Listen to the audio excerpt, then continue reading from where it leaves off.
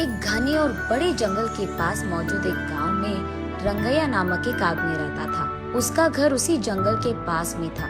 उस घर में वो अपने बीवी और बच्चे के साथ रहता था। रंगैया उसी जंगल में पेड़ों को काटकर उन लकड़ियों को बाजार में बेचकर कमाए हुए पैसों से उसका जीवन चलाता था। ऐसे ही एक दिन लकड़ी काटकर उसको बेचकर आए हुए पैसों को घर ले आता है रंगैया। उसे देख उसकी पत्नी रत्नम्मा ऐसे कहती है, सारी जीवन ऐसे ही काटनी है क्या, लकड़ों को काटते हुए? अब क्या हो गया? क्या हो गया? ज्यादा पैसा कमाना नहीं है तुमको? अपने बेटे को पढ़ाना नहीं है? घर नहीं खरीदना है? हमेशा इसी घर में रहते हुए उन्हीं लकड़ियों को काट कर उन्हें बेचकर जीना है क्या? ऐसे कहती है। जब देखो बस पैसों का ही चर्चा, और कुछ सोचती भी नहीं हो क्या तुम? हाँ, मुझसे पूछना है कि और कोई सोच नहीं है, पर आपका तो सोच नहीं बदल रहा। इसके बाद रंगैया उसकी बातों को सुन नहीं पाता है, इसलिए वो चुपचाप वहाँ से चले जाता है।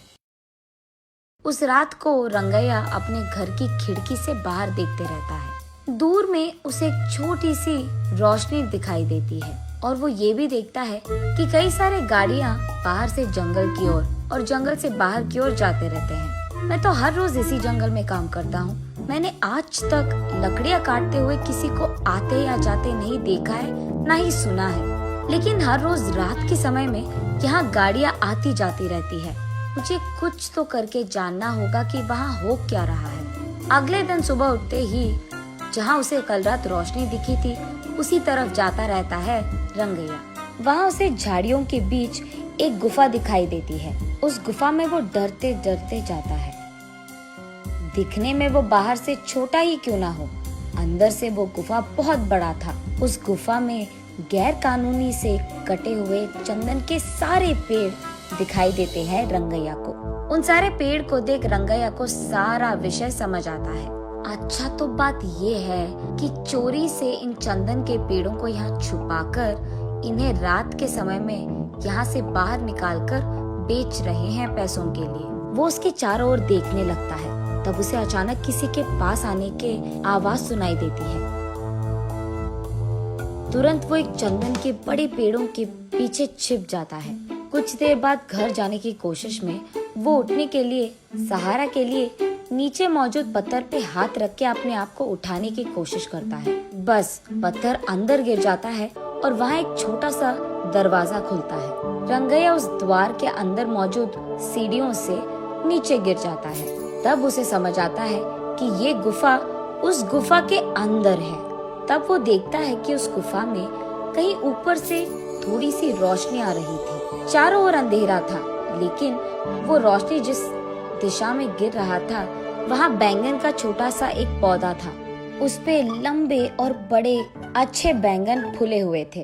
तब रंगैया सोचता है कि शायद बारिश या हवा के कारण बैंगन का बीज यहाँ गिर गया होता, इसीलिए यहाँ पे बैंगन का पौधा मौजूद है। चलो कोई नहीं, बैंगन तो बहुत अच्छे दिख रहे हैं। आज अगर इन्हें घर ले जाऊंगा तो आज का खाना तो हो जाएगा।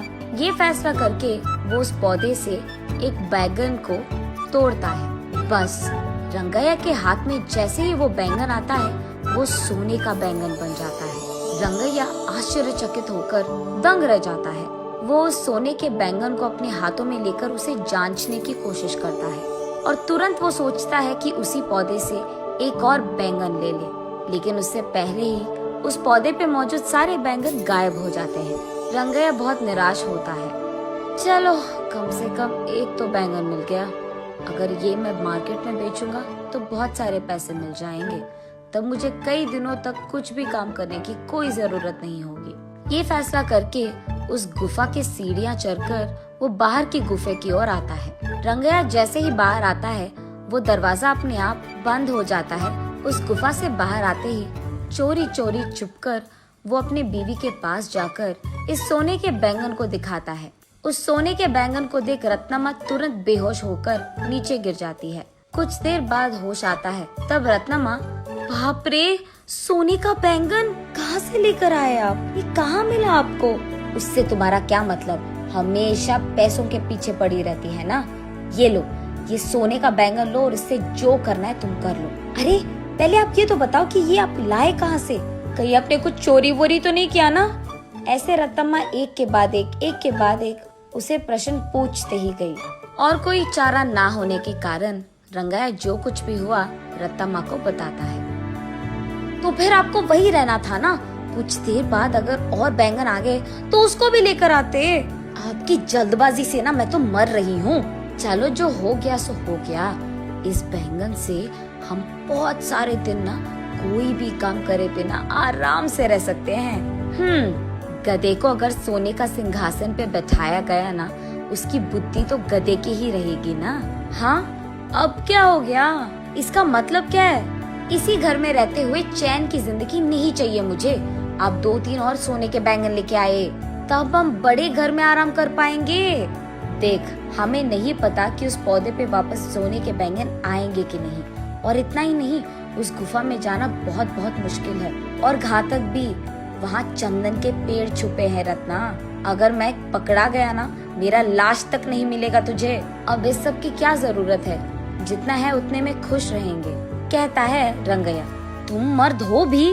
वहाँ के चंदन के पेड़ों के बारे में जाकर पुलिस को बता दो। वहाँ के चोरों को वो खुद लेकर जाएंगे और चंदन पेड़ भी खाली कर देंगे। तब गुफा पूरा खाली हो जाएगा। यहाँ तुम्हारे अलावा किसी को भी नहीं पता कि उस गुफा में एक और गुफा छुपा है। इसीलिए जब चाहो तब तुम उस गुफा में आ सकते हो और जा सकते हो। वैसे ही अगर उस बैंगन के पौधे पे और बैंगन उग गए तो उसको भी लेकर आ सकते हो आप। इसको ये सोच आया पर मुझे तो नहीं आया, पता नहीं क्यों। ऐसे रंगैया अपने मन में सोचता है। ठीक है, वो सब मैं देख लूंगा। तुम फिलहाल इस सोने के बैंगन को बाजार लेकर इसे बेचकर पैसे लेकर घर आओ। ये कहकर रंगैया उसके घर से सीधा पुलिस स्टेशन जाता है और गुफा में हो रही गैर कानूनी व्यापार के बारे में उनको बताता है। पुलिस वहाँ आकर सबको गिरफ्तार करते हैं और चंदन के पेड़ों को भी वहाँ से खाली कर देते हैं। अब इस कारण गुफा में डरते हुए जाने की कोई जरूरत नहीं थी रंगैया को। अगले दिन वो उस नीचे वाली गुफा में बैंगन के पौधे के पास जाता है। तब वो देखता है कि वो पौधा बैंगन से भरा था। इस बार वो एक बैंगन को लेकर जल्दबाजी में दूसरा बैंगन लेने ही जा रहा था कि सारे बैंगन गायब हो जाते हैं। तब रंगैया को समझ आता है कि असली बात ये है कि बैंगन रोज के एक ही मिलते हैं। ऐसे वो उस दिन के लिए एक सोने का बैंगन लेके घर चले जाता है। तब रत्तम्मा उन सोने के बैंगन को बेचकर आए हुए पैसों से एक बड़ा बंगला खरीदती है। तब से जब भी रंगैया को पैसों की जरूरत थी, वो उस गुफा में जाकर बैंगन लेकर उसे बेचकर आए हुए पैसों से खुशी से रहता था। जल्द ही रंगैया और रत्तम्मा उस गांव के ही जमींदार बन जाते हैं और खुशी से जीते हैं।